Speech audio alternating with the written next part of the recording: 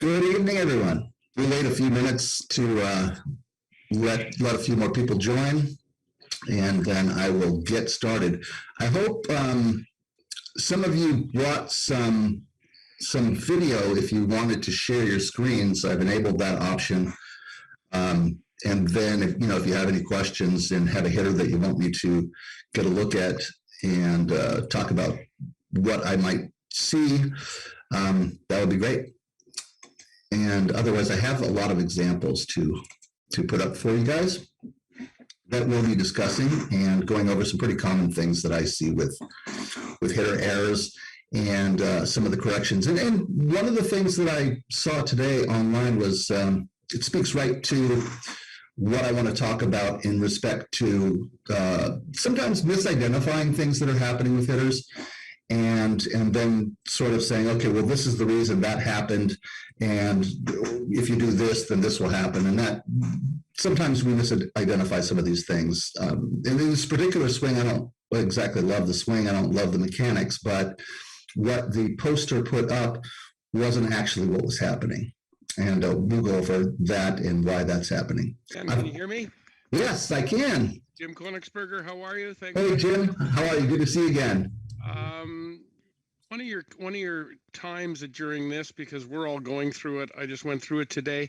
Can you lend your expertise to bats, length, weight, and what you look for? And in your career, have you talked to people about the bat they're using and maybe questions? And something we don't talk about. Right. Here in Canada, I don't know if you appreciate, we cannot buy most of the bats you get in the States. Okay. I've had to go for the team for years and get a post office box in Buffalo. Right. And then order them and then ship to Buffalo and then drive to Buffalo to pick them up. Wow. I thought we had a friendlier trade relation with Canada. No, because all the bat manufacturers have given away, basically franchises. And so you have to buy it by the franchise. So I bought a bat today from Warstick, which is Jack White's company out in Las Vegas, and they won't ship to Canada. Jack White from the White Stripes? Yes. He has a bat company? He's had a bat company for years. You're kidding me. No. I thought you knew all this, Tom. God, I know a lot of trivial stuff, but not that. Jack White owns a bat company, and I think that his bats are the best bats on the market. Now we're talking about metal bats or wood bats there? Both. Oh, okay. For a 13, 14-year-old boy, their Warstick bats, which is a metal bat, out of the box is the best bat I've ever seen. Interesting. What about it? It just has that compression, and it's so perfectly balanced. Rawlings. I know I've seen a lot of the Victus bats in the wood side, and they're so heavily end loaded that, unless you have a monster for a child, and when I say a child, even at 18U,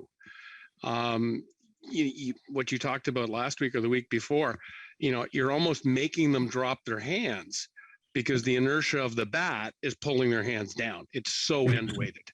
I actually have a solution for that I'm going to talk about today. So that's one of the interesting that you bring that up, because that's one of the things that I have on my list that I want to talk about. Okay, so as far as bats go, metal bats, particularly now, they're limited. They're BB core bats, which is batted ball coefficient of restitution, which means that a $600 bat and a $100 bat will probably perform the same. The materials might not hold up as well, but I'm seeing like really expensive bats and the knobs are snapping off and things like that. I know somebody put up a post where they said, this is our fourth one, DeMarini, do better. If I can interrupt, I will not buy a DeMarini anymore. There you go. For that reason. The last 4 we've gone through, but all of my guys are in wood bats now, and I know you have quite a collection there. Right. And so that's what I was going to mention. The other issue we're having, especially with DeMarini bats, when they come or when they arrive new, they're out of round. And so this is what started bat rolling. Oh, that's really interesting. And if you know how to roll a bat, I don't know. I can send you the BB core efficiency stats, Mhm. but if you know how to roll a bat, I can triple the trampoline effect off the bat.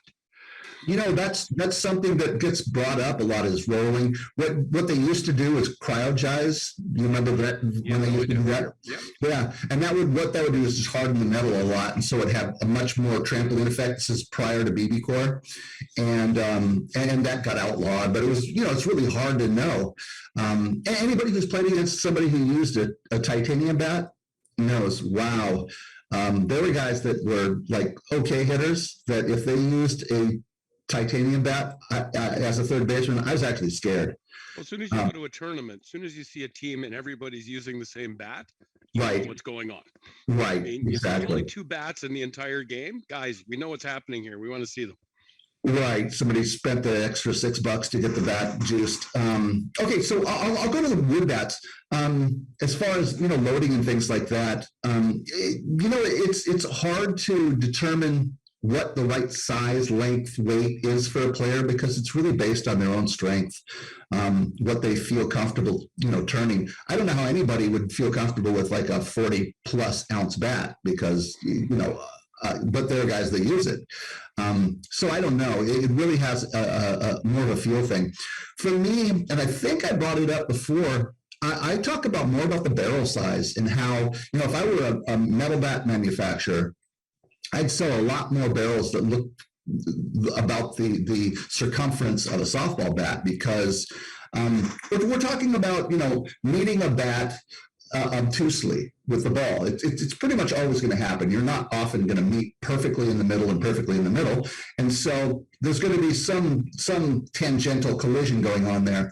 The larger the barrel is, and I can get some big barrel guys over here.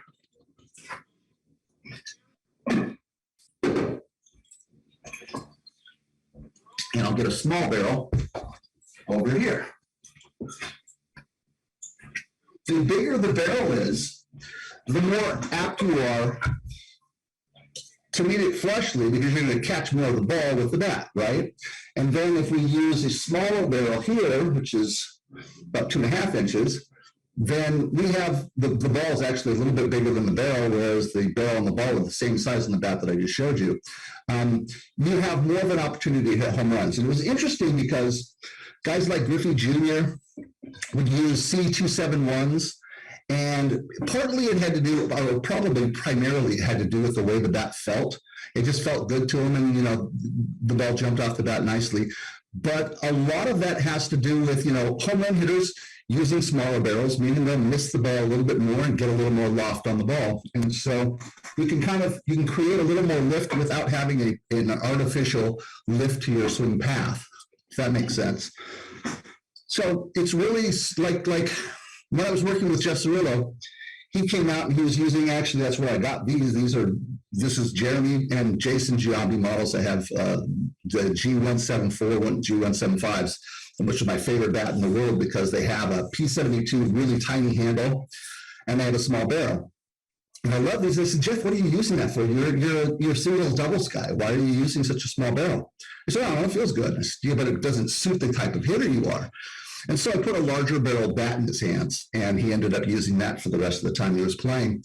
So that's what I would say in respect to wood bats. Again, and metal is very different because different companies weight their bats differently. And you're talking about a hollow object, and you can place the weight anywhere you want to in that bat. And so you can have something that's more hand-weighted, or you can have something that's more end-weighted or mid-weighted. It all depends on your preference. I'm an end-weighted bat guy. I love bats that are end-weighted because I really want the barrel to turn for me.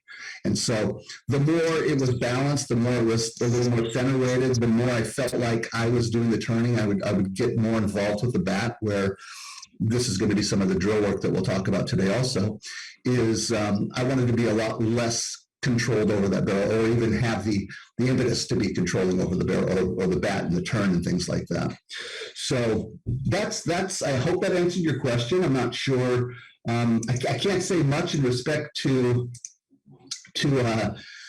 the metal bat world, because again, it's going to be a matter of feel. But as far as performance is concerned, the coefficient of restitution limits on those bats, meaning the ball can only come in a certain speed off the bat, then, a $100 bat, a $300 bat, or a $600 bat are essentially going to be the same bat. They just might last longer, hold up a little better to be a little more durable. Great job, Ken. Thank you very, very much. Thanks.